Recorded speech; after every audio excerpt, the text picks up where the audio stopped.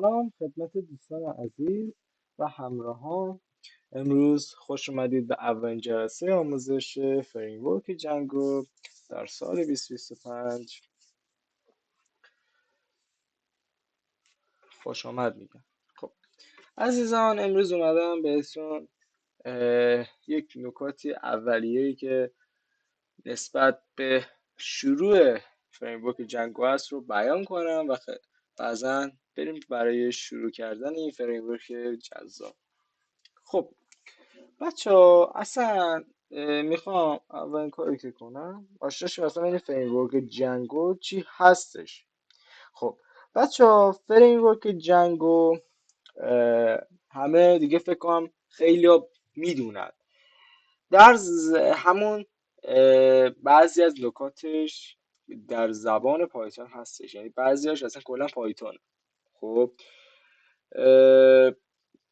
که باید حتما پیش نیازش این که پایتون رو بلد باشید. خیلی خیلی خیلی مهم. خب بچه ها، اصلا ما میتونیم با پایتون برنامه‌های تحت وب رو با کیفیت مورد استفاده قرار بدیم.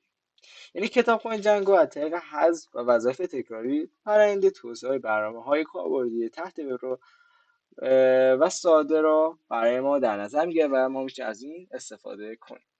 بچه ها، فریمورک جنگو یا بگونه‌ای که به صورت جنگو نوشته میشه استفاده میکنه.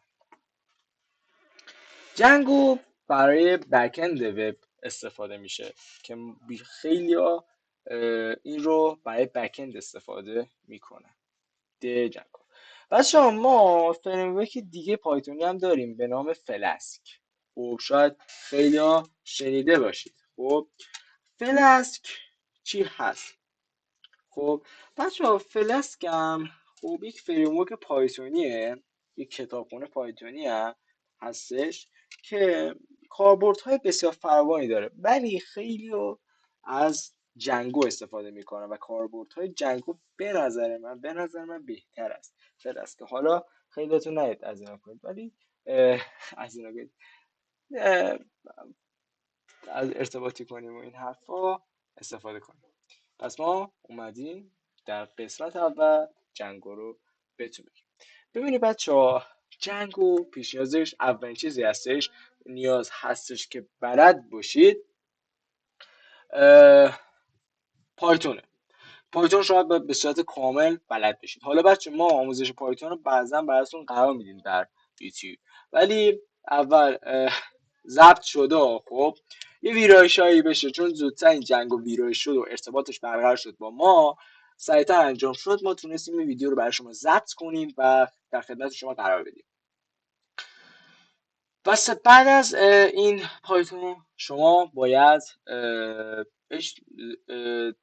یک کدهای مربوط به طراحی وب بخش فرانت استفاده کنید. بچه فرانت اصلا فرانت و بک‌اند چیست؟ خب بچه فرانت ما مثلا سایت هایی رو میخوایم مثلا در نظر بگیریم. مثلا من سایت مثلا ببخشید سایت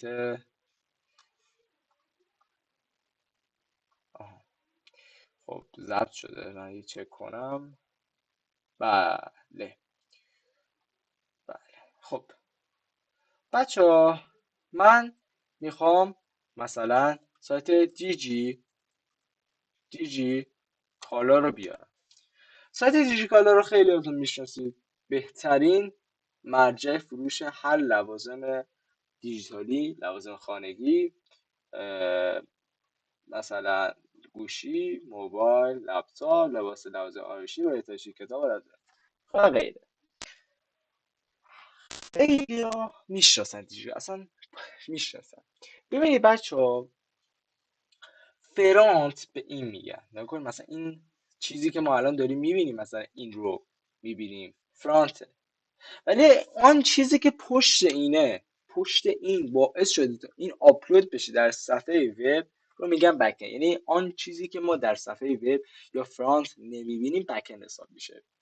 خب یعنی ما الان مثلا این کدهایی، مثلا پشت آن یه کدهایی وجود داره، مثلا این کدها خب نمیبینیم.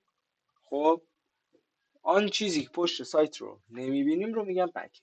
خب یعنی ما میخوایم بریم مثلا ثبت نام کنیم، یک شماره تلفنی رو بدیم. خب آن رو تایید میدیم. خب اون رو تایید میدیم، یه کدی برامون ارسال میشه دیگه. خب این کد از چه طریقی ارسال شده برای ما نمیدونیم دیگه. پس آن چیزی که ما نمیدونیم و نمیبینیم رو میگم بکن. خب ما نمیدونیم از چه سوی، از چه جای، از چه مرجعی این کد ارسال شده برای ما. خیلی نکات مهمیه دیگه. پس ما باید در نظر داشته باشیم که این یا آن چیزی که ما نمیبینیم در سایت یا وب رو میگن چی؟ بک‌اند. خب آن چیزی بود که باید بهتون میگفتم. پس فرانت آن چیزی که ما میبینیم، بک‌اند آن چیزی که نمیبینیم. حالا ارتباط دادنش هم با استفاده از API استفاده میشه یا انجام میشه که API هم بعدا بهتون میگیم، چون باید حتما API رو بلد باشید. دیگه چی نمیدونم. پس چیزهایی که باید برای شروع فریمورک زیبا و جذاب و قدرتمند جنگو آموزش بدین یا بلد باشید که چند تا چیزه. اولین چیزش پایتونه. شما باید پایتون رو خیلی خوب بلد باشید که ما برید ببینید، جاهایی رو ببینید که بهتون آموزش پایتون میدن. بعد از این شما باید برید با کد هایی که میتوان یک سایت رو ساخت خب رو مثلا بلد باشید، مثل HTML، مثل CSS، مثل جاوا اسکریپت یا جاوا اسکریپت و کتابخونه ریاکت، نود جی اس، ریاکت جی اس، انگولار، ویو، خب و غیره. زیاد اینا رو خب کار نداریم، ولی مهم اینه که شما زمانی که HTML جاوا اسکریپت بلد باشید، فریمورک ها یا UI UX های HTML مثل تلوین و بوتسترپ هم بلد باشید. و سپس زمانی که جاوا اسکریپت بلد هستید که باید بلد باشید، به نظر من این ریاکت هم باید بلد باشید. توی طراحی وب فرانت ریاکت خیلی استفاده میشه. همین، یعنی منشأ آموزش یادگیری فریمورک جذاب جنگو همینه. مبتدیش پیش نیازش همین هستش که من برای شما بیان کردم و بهتره که شما اینا رو بلد بشید. همین. دم شما گرم. چنل ما رو سابسکرایب کنید تا قسمت بعدی. خدا نگهدار.